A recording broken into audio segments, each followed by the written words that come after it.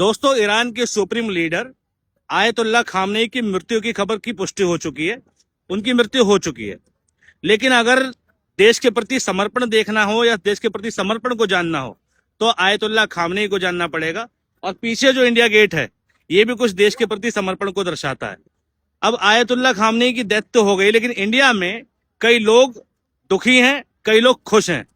मैं ये जानना चाहता हूं कि इंडिया में जो लोग दुखी हैं वो दुखी क्यों है। आयतुल्लाह खामनेई का कोई डिसीजन इंडिया पर नहीं था और इंडिया के लोगों के लिए नहीं था, और ना ही कोई ऐसा डिसीजन जिससे भाई विरोध किया जाए।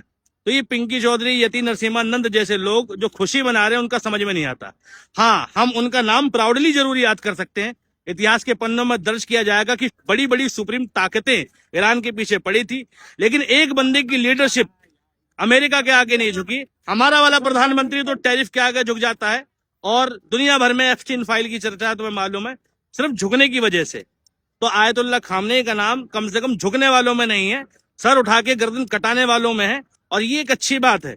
लेकिन इस पर हमें दुखी होकर प्रतिक्रिया या खुश होकर प्रतिक्रिया देने का कोई मतलब नहीं बनता। तो जो लोग भी खुशी मना रहे हैं वो लोग बुज़दिली का समर्थन करते हैं कि अगर वो बंदा अमेरिका के आगे या इजराइल के आगे झुक जाता तो ठीक था, तो तुम्हारे लिए बेहतर था।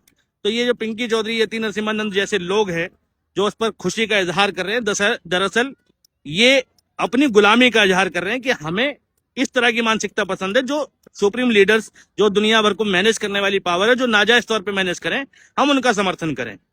क्यों समर्थन किया जाए उस अमेरिका का जो पूरी दुनिया पर टैरिफ लगा रहा है, अपनी मनमानी कर रहा है, और फिर हमें क्या लेना देना अगर हो भी गया है तो बाकी सुप्रीम लीडर थे, बेहतरीन लीडर थे और देश के प्रति समर्पित थे।